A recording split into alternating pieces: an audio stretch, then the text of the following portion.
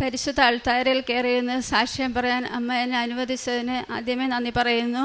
പിതാവിൻ്റെ നാമത്തിന് മഹത്വം ഉണ്ടായിരിക്കട്ടെ. എൻ്റെ പേര് ആശ, സ്ഥലം ബാലരാമപുരം. ഇതെൻ്റെ മകളാണ് ദേവാമിക.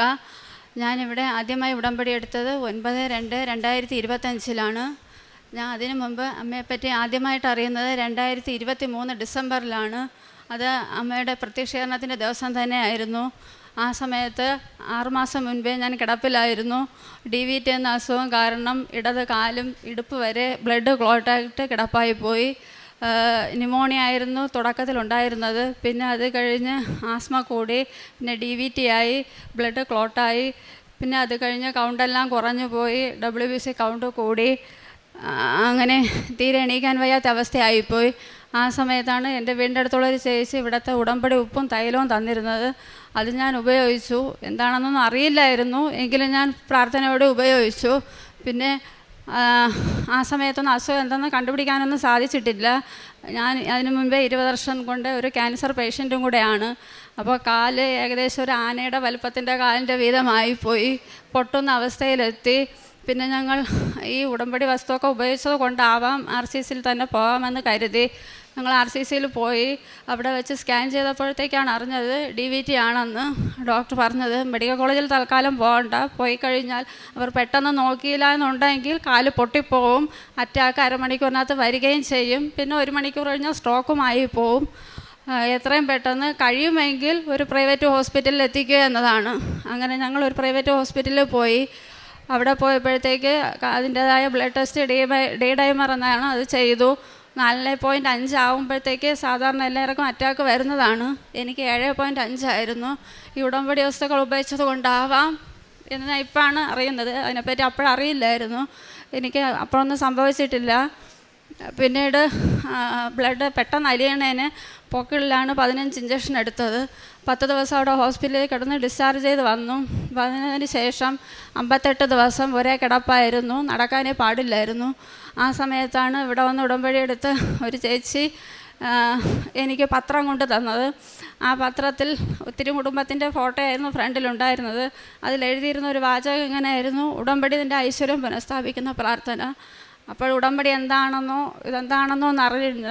മാതാവിനെയും ഈശോയെയും കണ്ടിട്ടുണ്ടെന്ന് അറിയാതെ ഞങ്ങളെ വീടിൻ്റെ അടുത്തുള്ള കുരിശടിയിലെ മാതാവിനെ, വേളാങ്കണ്ണി മാതാവിനെ മാത്രമേ അറിയാമായിരുന്നുള്ളൂ, വേറൊന്നും അറിയില്ലായിരുന്നു.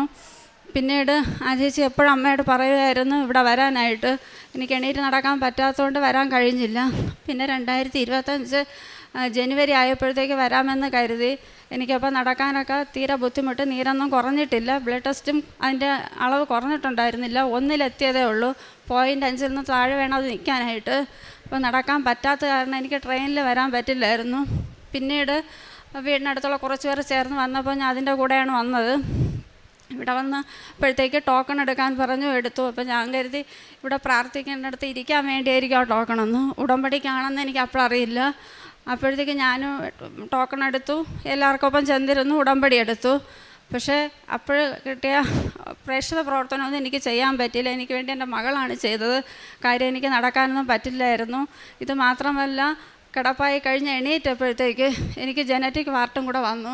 അത് ജനറ്റിക് വാർട്ടാണെന്നും അറിയില്ലായിരുന്നു. ചെറുതായിട്ടൊരു ഉണ്ണി പോലെ അങ്ങനെ എന്തെങ്കിലും ആണെന്നാണ് കരുതിയത്. അത് നിമിഷം കൊണ്ട് തേനീച്ചക്കൂട് മാതിരി എൻ്റെ ജനറ്റിക് ഏരിയ മൊത്തം ആയിപ്പോയി. ഇത് DVTക്കുള്ള ബ്ലഡിൻ്റെ ടാബ്ലറ്റ് കഴിക്കുന്നതുകൊണ്ട് പീരീഡ് സമയത്ത് ശക്തമായ ബ്ലീഡിങ്ങുമായിരുന്നു. എനിക്ക് പേട് പോലും ഉപയോഗിക്കാൻ പറ്റാത്ത അവസ്ഥയിലായിരുന്നു. രാത്രിയൊക്കെ ഞാൻ ക്ലോസറ്റിലേക്ക് ഇരുന്നാണ് ഞാൻ ഉറങ്ങിയിരുന്നത്. കാര്യം പേട് വയ്ക്കാൻ പറ്റില്ല. പിന്നെ അത് കഴിഞ്ഞിട്ട് ഉടമ്പടി എടുത്തതിന് ശേഷം ആദ്യത്തെ 3 മാസം രാവിലെ വൈകിട്ട് ഇങ്ങനെ പ്രാർത്ഥിക്കുമെന്നല്ലാതെ വേറെ ഒന്നും എനിക്കറിയില്ലായിരുന്നു. ഒരു കാരുണ്യ പ്രവൃത്തി ചെയ്യാൻ വീട്ടിൽ നിന്ന് വെളിയിലിറങ്ങാനും പറ്റില്ല. അങ്ങനെ ഞാൻ എൻ്റെ ഭർത്താവിനോട് പറഞ്ഞു, നമുക്ക് ആർക്കെങ്കിലും എന്തെങ്കിലും നമുക്ക് ചെയ്യണം. അപ്പോൾ എൻ്റെ 11 മാസം കൊണ്ട് എൻ്റെ ഭർത്താവ് പണിക്കൊന്നും പോകാനൊന്നും പറ്റില്ലായിരുന്നു. കാര്യം എന്നെ കൊണ്ട് ഹോസ്പിറ്റലിൽ പോകുന്നത് കാരണം. അത് കഴിഞ്ഞതിന് ശേഷം ഫെബ്രുവരിയിൽ ഉടമ്പടി എടുത്തു. ഏപ്രിൽ മാസം വീടിനടുത്തുള്ള എൻ്റെ കൂടെ വന്നവർ എന്നെ പറഞ്ഞു, നമുക്ക് അച്ഛനെ കൊണ്ട് പ്രാർത്ഥിക്കാം, പോകാമെന്ന് പറഞ്ഞു. ഞാൻ അങ്ങനെ അവർക്കൊപ്പം തന്നെ ഇവിടെ വന്നു. അങ്ങനെ അച്ഛൻ ഇവിടെ പ്രാർത്ഥിക്കുന്നിടത്ത് ടോക്കൺ എടുക്കാൻ വേണ്ടി നിൽക്കണമെന്ന് അതും എനിക്കറിയില്ല. ഞാനും ടോക്കൺ എടുത്തു. അപ്പോൾ എൻ്റെ കയ്യിൽ റേഡിയേഷൻ കഴിഞ്ഞ തുണ്ട്, ആ റിസൾട്ട് ഇരിക്കുന്നത് കണ്ട് അവിടെ ഇരുന്ന ആ ബ്രദർ ചോദിച്ചു, ക്യാൻസറാണ് അല്ലേ എന്ന് ചോദിച്ച്, സ്കിൻ ക്യാൻസർ എന്ന് എഴുതി. യഥാർത്ഥത്തിൽ ഞാൻ തലയിൽ കഴിച്ച് പ്രാർത്ഥിക്കാൻ വന്നത് അപ്പോൾ അതിനായിരുന്നില്ല, ഈ ജനറ്റിക് വാർഡിൻ്റെ ഇതിനായിരുന്നു. അപ്പോൾ ആ സഹോദരൻ പറഞ്ഞത്, അച്ഛൻ ഇവിടെ ചോദിക്കുമ്പോൾ പിന്നെ പറഞ്ഞാൽ മതിയെന്ന്. ഞാൻ വീണ്ടും ഇവിടെ വന്ന് നിന്നു. അച്ഛൻ്റെ അടുത്തൊന്നും ചോദിച്ചില്ല. അപ്പം ഇവിടെ അത് ഇതേപോലെ നൊയമ്പ് സമയമായിരുന്നത് കൊണ്ട് ഈശോയെല്ലാം ഇങ്ങനെ പുതച്ച് വെച്ചിരിക്കുകയായിരുന്നു. അപ്പോഴും ഞാൻ വിചാരിച്ചു, ഇരുട്ടിൽ കഴിഞ്ഞിരുന്ന എനിക്ക് ഇവിടെ വന്നപ്പോഴത്തേക്ക് വീണ്ടും ഇനി ഇരുട്ടിലായി പോകുമോ ജീവിതം എന്ന് ഞാൻ അപ്പോഴും പ്രതീക്ഷിച്ചാണ് വന്നത്. പക്ഷേ അച്ഛൻ തലയിൽ കഴിപ്പിച്ചിട്ട് പ്രാർത്ഥിച്ചിട്ട് കവിളിൽ തട്ടിയിട്ട് പൊയ്ക്കോളാൻ പറഞ്ഞു. അന്ന് തൊട്ട് വീണ്ടും മരുന്നുകൾ തന്നെ ചെയ്തുകൊണ്ടിരുന്നു. ഉടമ്പടി വസ്തുക്കളെന്ന് പറയുമ്പോഴത്തേക്ക് ഉപ്പ് വെള്ളത്തിലിട്ട് കുടിക്കും, തേന് രാവിലെ വെറുവയറ്റിൽ കഴിക്കും. പിന്നെ ഇത്തിരി തൈലം എനിക്ക് ജനനേന്ദ്ര ഭാഗത്തൊന്നും ഉപയോഗിക്കാൻ പറ്റില്ല. കാര്യം ഈ ബ്ലീഡിങ്ങും കൂടെ ആയത് കാരണം ഞങ്ങളൊരു അക്രൈസ്തവരായതുകൊണ്ട് ഈ നേർച്ച വസ്തുക്കളൊക്കെ ഈ സമയത്ത് ഉപയോഗിക്കാൻ ഭയങ്കര പേടിയായതുകൊണ്ടാണ് ഉപയോഗിക്കാത്തത്. അല്ലാതെ അത് കുറയില്ല എന്നുള്ള വിശ്വാസം ഇല്ലാത്തതുകൊണ്ടല്ല, പേടി കൊണ്ടാണ് ഉപയോഗിക്കാതിരുന്നത്. പിന്നീട് അതിനുശേഷം പ്രാർത്ഥിച്ചിട്ട് പോയതിനു ശേഷം കടം ഞങ്ങൾക്ക് കൂടിക്കൊണ്ടിരിക്കുകയായിരുന്നു. കാര്യം എനിക്ക് ഇതിൻ്റെ കൂടെ തന്നെ ശരീരത്തിൽ സിസ്റ്റുകൾ വന്ന് നിറഞ്ഞുകൊണ്ടിരിക്കും. അത് സർജറി ചെയ്യണം. RCCയിൽ സർജറി ചെയ്യില്ല. കാര്യം എനിക്ക് DVT വന്നതുകൊണ്ട് അവർക്ക് സർജറി ചെയ്യുക അവർക്ക് പോലും പേടി. കാര്യം ഏത് നിമിഷം സ്ട്രോക്ക് വരും എന്നാണ് ഇപ്പോഴും പറയണത്. അപ്പോൾ പ്രൈവറ്റ് ഹോസ്പിറ്റലിലാണ് പോയത് സർജറി ചെയ്യാം. അവിടെ പോയി കഴിഞ്ഞാൽ നല്ല എമൗണ്ട് ആവുകയും ചെയ്യും. അപ്പോൾ ലോൺ എടുത്താണ് എൻ്റെ ഭർത്താവിനെ ചികിത്സിച്ചുകൊണ്ടിരുന്നത്. കടം അങ്ങനെ വീട് വെച്ചതിൻ്റെ ലോണുമുണ്ട്, ഇതും കൂടെ ആയപ്പോൾ 62 ലക്ഷത്തിന് മേളിലായി. അങ്ങനെ ആദ്യമായിട്ട് താമസിക്കാൻ വെച്ച വീട് തന്നെ വിൽക്കാമെന്ന് തീരുമാനിച്ചു. പക്ഷേ ഇവിടെ വന്ന് അച്ഛൻ പ്രാർത്ഥിച്ച സമയത്ത് ഞാൻ ഇവിടെ മാതാവിൻ്റെ അടുത്ത് പറഞ്ഞിട്ട് പോയി, ആദ്യമായിട്ട് ആഗ്രഹിച്ച് വച്ചതാണ്, 2 മുറിയേ ഉള്ളൂ, പക്ഷെ അത് വിൽക്കണമെന്ന് ആഗ്രഹമില്ല. കടം തീരാനെങ്കിൽ അത് വിൽക്കണമെങ്കിൽ വിൽക്കട്ടെ, ഇല്ലെങ്കിൽ വേറൊരു വസ്തുവുണ്ട് അത് വിറ്റാലും മതിയെന്നാണ് പ്രാർത്ഥിച്ചിട്ട് പോയത്. പക്ഷെ അമ്മയുടെ നിയോഗം അങ്ങനെ ആയതുകൊണ്ട് ആ വസ്തു 11 മാസം കൊണ്ട് ഞങ്ങൾ വിൽക്കാനായിട്ട് ആഗ്രഹിച്ചു. ആരും വരുന്നു എന്നല്ലാതെ ആരും ഇഷ്ടപ്പെടുന്നില്ല, വാങ്ങുന്നുമില്ലായിരുന്നു. അപ്പോഴത്തേക്ക് ഭർത്താവ് അവിടെ അന്ന് ഒരാൾ നോക്കാൻ വരുമെന്ന് പറഞ്ഞതുകൊണ്ട് ഇവിടുത്തെ അപ്പോഴത്തേക്ക് സാക്ഷ്യങ്ങളൊക്കെ അച്ഛൻ എന്നെ പ്രാർത്ഥിച്ചതിന് ശേഷമാണ് ഞാൻ സാക്ഷ്യങ്ങളൊക്കെ കറക്റ്റായിട്ട് കണ്ടു തുടങ്ങിയത്. അന്ന് ഞാൻ ഭർത്താവിൻ്റെ കയ്യിൽ ഉപ്പ് കൊടുത്തുവിട്ടിട്ട് ഞാൻ പറഞ്ഞു, ആൾ വരുന്ന സമയത്ത് എന്നെ വിളിച്ച് പറയണേന്ന് പറഞ്ഞു. അപ്പോൾ എന്നെ വിളിച്ചപ്പോഴത്തേക്ക് ഞാൻ പറഞ്ഞു ഉപ്പ് അവിടെ ഇടാൻ പറഞ്ഞു. വിശ്വാസ പ്രമാണം ചൊല്ലി ഞാൻ 2.5 മണിക്കൂർ ഒരേ കണക്കിരുന്ന് പ്രാർത്ഥിച്ചുകൊണ്ടിരുന്നു. അന്ന് തന്നെ അവർക്കത് ഇഷ്ടപ്പെട്ടെന്നും പറഞ്ഞു ടോക്കൺ തന്നിട്ട് പോയി. 15 ദിവസം കഴിഞ്ഞപ്പോഴത്തേക്ക് അഡ്വാൻസ് കൊണ്ടുവന്നു. ആ വന്നവരുടെ ഹസ്ബൻഡ് ഗൾഫിലായതുകൊണ്ട് 10 ദിവസം കഴിഞ്ഞ് വരുമുള്ളെന്ന് പറഞ്ഞു. പക്ഷേ 7 ദിവസം കഴിഞ്ഞപ്പോഴത്തേക്ക് അവർ വന്നു.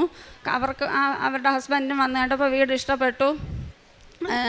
1 മാസം കഴിഞ്ഞിട്ട് രജിസ്ട്രേഷൻ നടത്തുള്ളെന്ന് പറഞ്ഞു.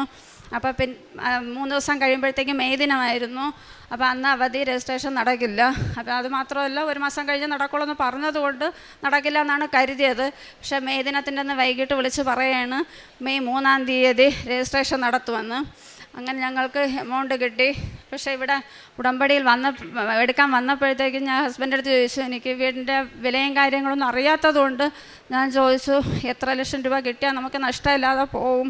62 ലക്ഷം രൂപ കടമുണ്ട് താനും, എത്ര കിട്ടിയാൽ നമുക്കത് നമ്മുടെ ഇത് നിൽക്കുമെന്ന് ചോദിച്ചപ്പോൾ എനിക്ക് 57 ലക്ഷം രൂപ കിട്ടിയാൽ മതി, ബാക്കി കട ഞാൻ അധ്വാനിച്ച് തീർത്തോളാം, 57 ലക്ഷം കിട്ടിയാൽ അത് നഷ്ടമില്ലാതെ പോവുള്ളെന്ന് പറഞ്ഞു. അങ്ങനെ ഞാൻ 57 ലക്ഷം എഴുതി വെച്ചു ഇവിടെ ഉടമ്പടിയിൽ. അങ്ങനെ അവർ പറഞ്ഞതും 57 ലക്ഷം രൂപ തന്നെ പറഞ്ഞു. ആ 57 ലക്ഷം രൂപയ്ക്ക് അവർ സമ്മതിക്കുകയും ചെയ്തു. രജിസ്ട്രേഷൻ നടന്നു. ഞങ്ങൾ പിന്നെ സ്വർണം എടുത്തതിന് ശേഷം ഫെബ്രുവരി 9-ാം തീയതിയാണ് ഞങ്ങൾ ഉടമ്പടി എടുത്തത്.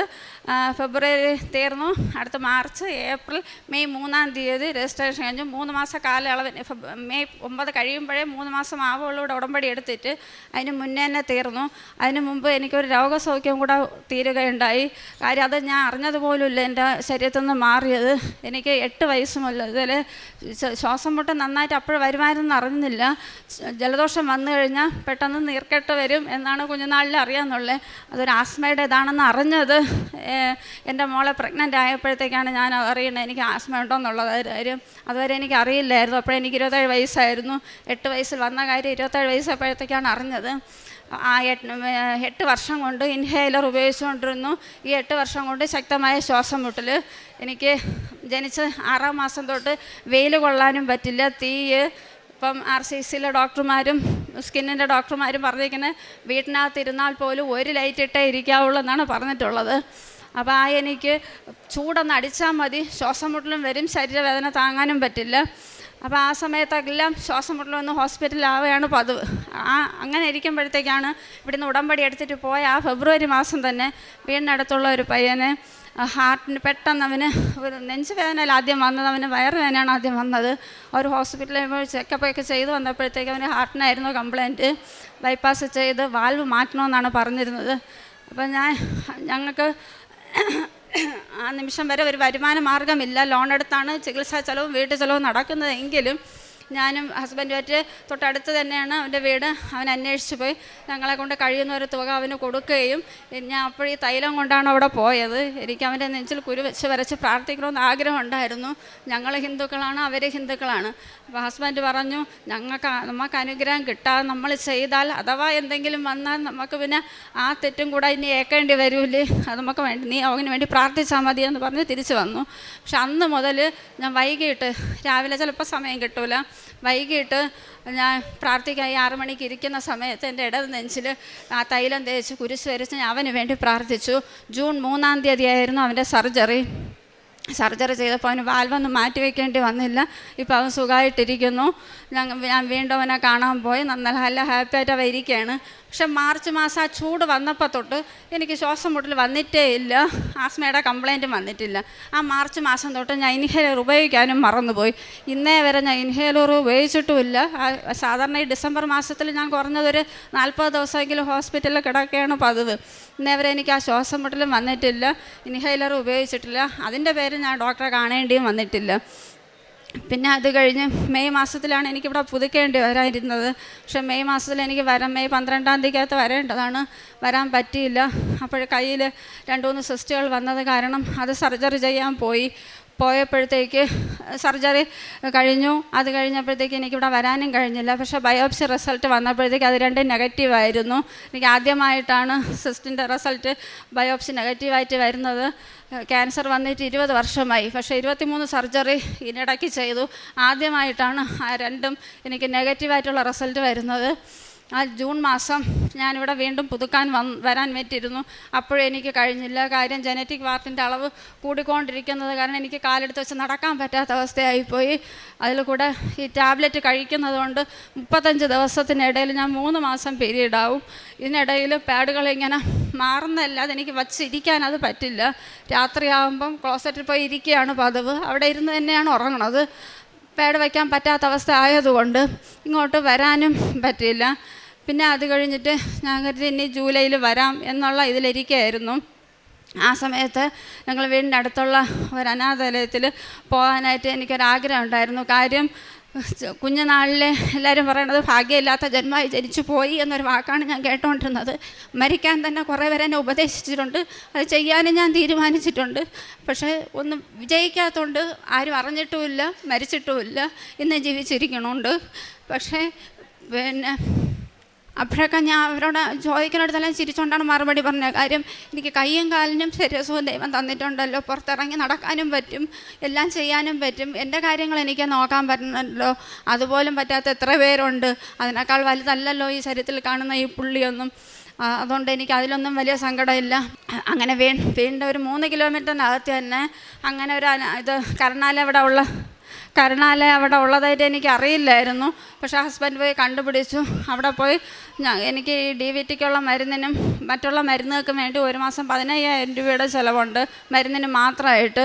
ഞങ്ങൾ ആ തുക അവിടെ കൊണ്ടുപോയി സഹായിച്ചു. ആ ജൂൺ 12-ാം തീയതി എനിക്ക് DVTക്ക് മരുന്ന് കഴിക്കാൻ അതിൻ്റെ ചെക്കപ്പിന് പോകണം, RCCയിലും പോകണം.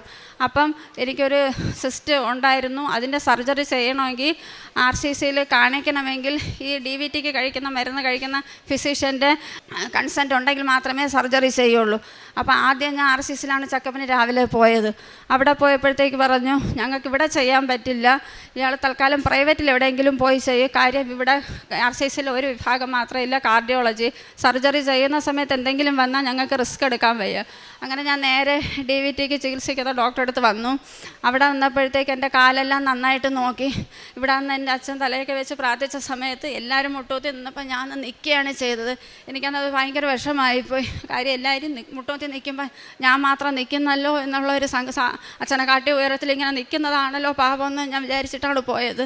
അങ്ങനെ ജൂൺ 12-ാം തീയതി ആയപ്പോഴത്തേക്ക്, ജൂൺ ആദ്യത്തെ ആഴ്ച ഞാൻ ഒരു സ്വപ്നം കണ്ടപ്പോഴത്തേക്ക് എനിക്ക് 7, 8, 12, 15 ഈ 4 നമ്പറുകൾ ഈ സ്വപ്നത്തിൽ ഞാൻ കണ്ടു. പക്ഷെ അതെന്താണെന്നൊന്നും അപ്പോഴൊന്നും അറിയില്ലായിരുന്നു. ഈ 12-ാം തീയതി ഹോസ്പിറ്റലിൽ പോയപ്പോൾ ഡോക്ടർ നോക്കിയിട്ട് പറഞ്ഞു, ആ മരുന്നെല്ലാം എഴുതി, അത് തമിഴാണ് ആ ഡോക്ടർ, അമ്മ വീട്ടിൽ പോയാൽ മതി, മരുന്ന് കഴിച്ചോളൂ, സർജറിക്ക് 7 ദിവസം മരുന്ന് സ്റ്റോപ്പ് ചെയ്താൽ മതിയെന്ന് പറഞ്ഞ് ഞാൻ വീട്ടിൽ വന്നു.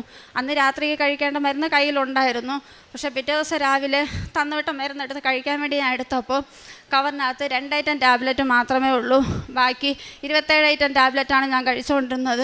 ഈ 2 ഐറ്റം അപ്പോൾ ഞാൻ കരുതി അവർക്ക് എടുത്തത് മാറിപ്പോയായിരിക്കും എന്ന് കരുതി ഡോക്ടറെ നമ്പർ തന്നിട്ടുണ്ടായിരുന്നതിൽ ഞാൻ വിളിച്ചപ്പോഴത്തേക്ക് ഡോക്ടർ പറഞ്ഞത്, അമ്മയ്ക്ക് ഇനി മരുന്നിൻ്റെ ആവശ്യമൊന്നുമില്ല, ഈ 2 ഐറ്റം ടാബ്ലറ്റ് മതി, അത് വേറൊന്നിനുമല്ല.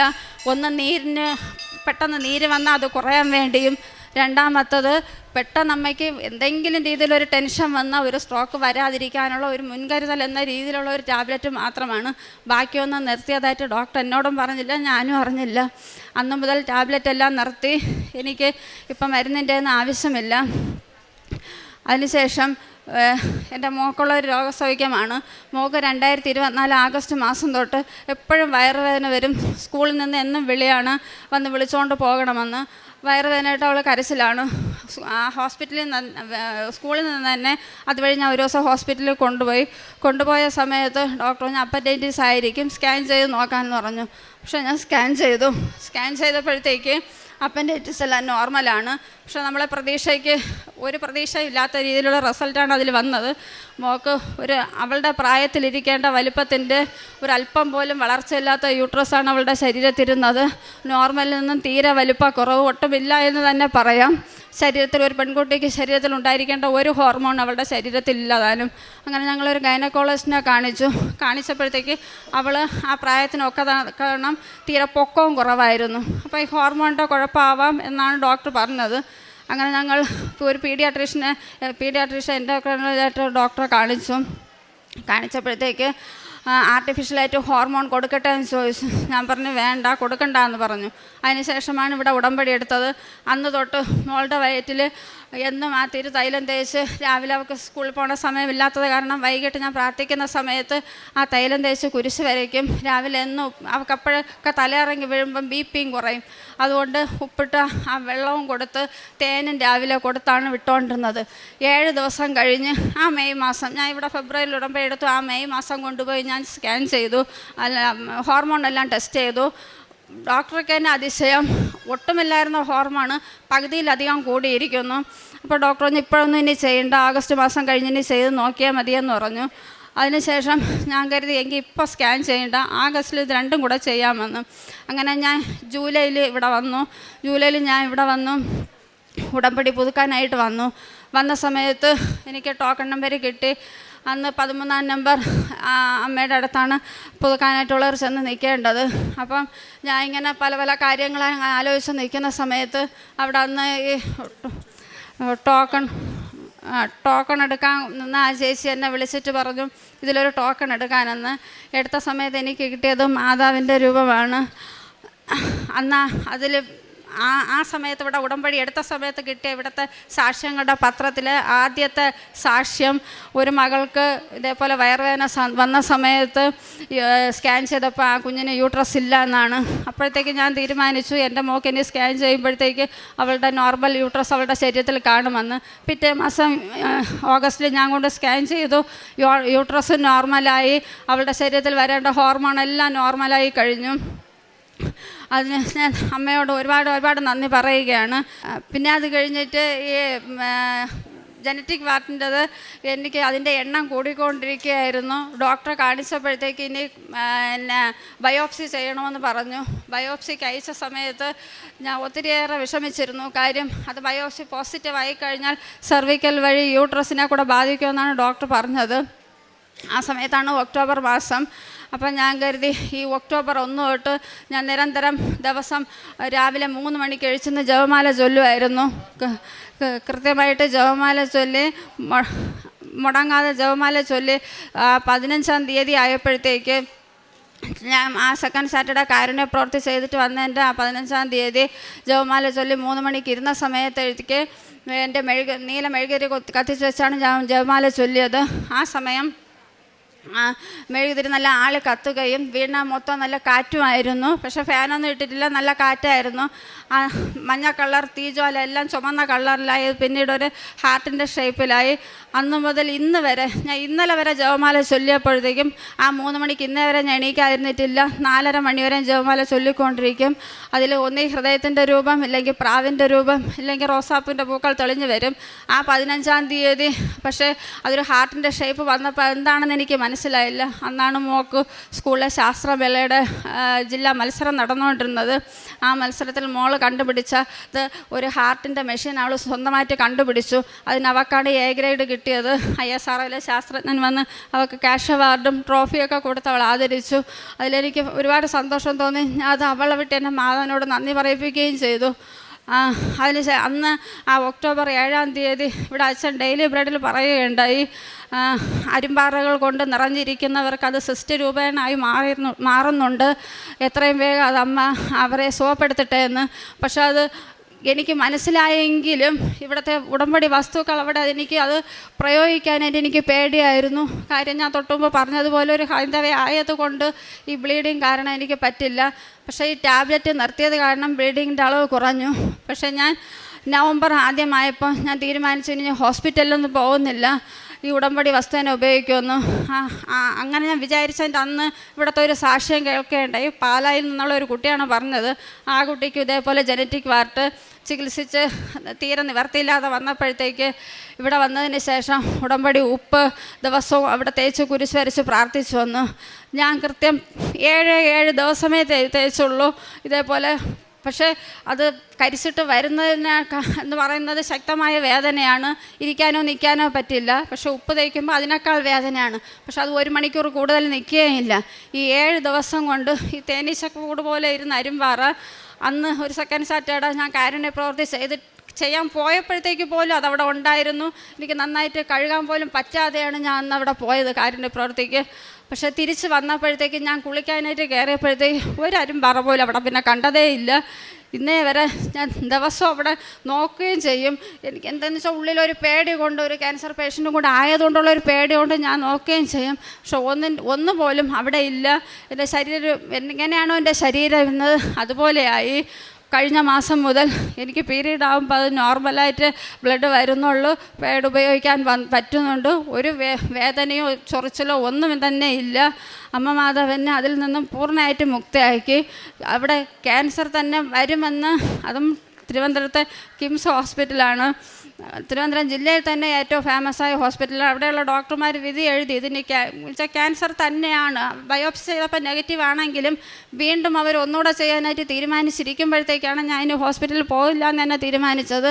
പക്ഷേ അത് ഈ ഉടമ്പടി ഉപ്പ് വഴി അത്രത്തോളം വിശുദ്ധിയുണ്ടെന്ന് അന്നാണ് അതിനുള്ള മേന്മ എനിക്ക് മനസ്സിലായത്. അതിന് തൊട്ടു മുമ്പ് ഞങ്ങൾക്കൊരു ലോണ് കിട്ടാതെ ആയപ്പോഴത്തേക്ക് പോലും ഞങ്ങളെ വീടിൻ്റെ അടുത്തുള്ള കുരിശടി ചെന്ന് ജപമാല ചൊല്ലിക്കൊണ്ടിരുന്നിട്ട് പ്രാർത്ഥിക്കുകയുണ്ടായി.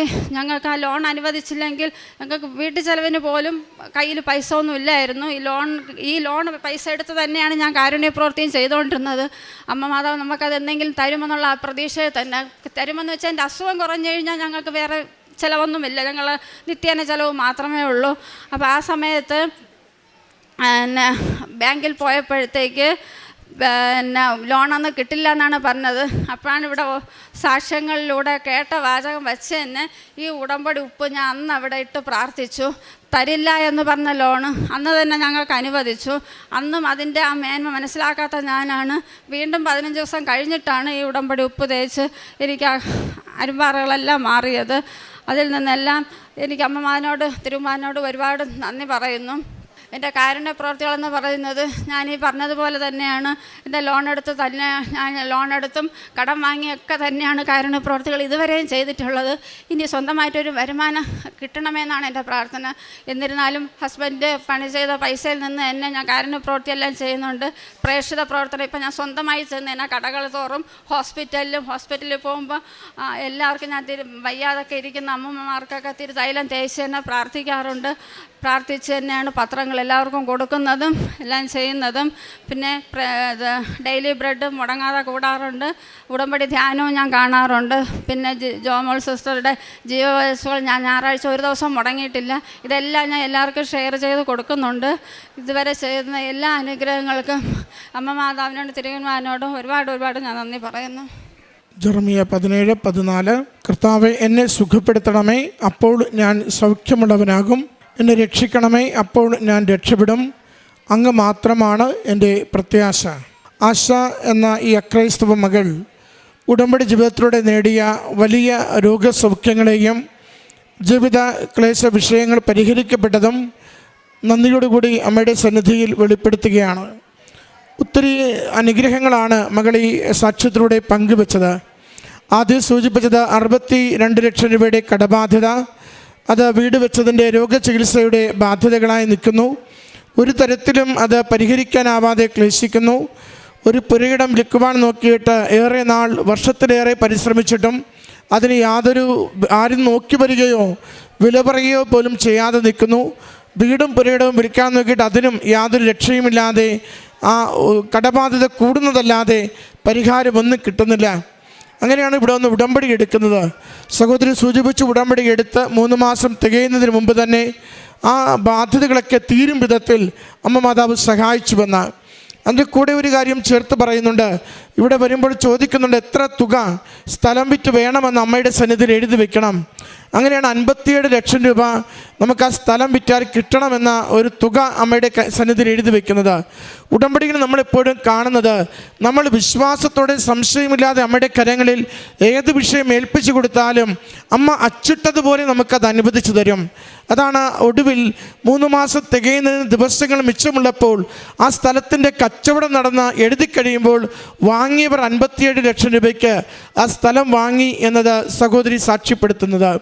എന്താണോ അമ്മയോട് പറയുന്നത്, അമ്മ അതുപോലെ തന്നെ അന്ന് വരെ നോട്ടമില്ലാത്തത്, ആരും ഒന്ന് വില പറയാത്തത്, ഒരിക്കലും വിറ്റുപോകില്ലെന്ന് കരുതിയത്, അമ്മ മാതാവ് അത് ആ സ്ഥലത്തിൻ്റെ വില നിലവാരം പോലും ഉയർത്തിയിട്ട് കുടുംബം ആഗ്രഹിച്ചതുപോലെ ഭാരം ലഘൂകരിച്ചു കൊടുത്തുകൊണ്ട് ആ കച്ചവടം പൂർത്തീകരിച്ചു കൊടുക്കുന്നു.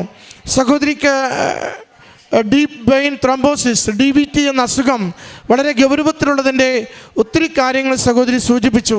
അത് ഇന്ന് ഉടമ്പടിയിലായിരിക്കുമ്പോൾ അതിൽ നിന്ന് വിടുതലും അതിൻ്റെ ക്ലേശങ്ങളിൽ നിന്ന് കുറവും കൊടുത്ത് സഹോദരിയെ സൗഖ്യപ്പെടുത്തിയതിനെ സാക്ഷ്യപ്പെടുത്തി.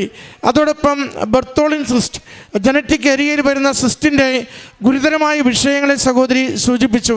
അതുമൂലം ഏറെ ക്ലേശം അനുഭവിച്ചത്, 35 ദിവസത്തിൽ 3 തവണ പീരീഡ്സ് വരുന്നത്, അത് പാഡ് വെക്കുവാൻ പോലും ആവാത്ത ക്ലേശാവസ്ഥയിൽ ടോയ്ലറ്റിൽ തന്നെ ആ ദിവസങ്ങളിൽ രാപകൽ ചെലവഴിച്ചിരുന്ന കാര്യങ്ങൾ ഒക്കെ സഹോദരി തുറന്ന് നമ്മളോട് പറയുകയായിരുന്നു.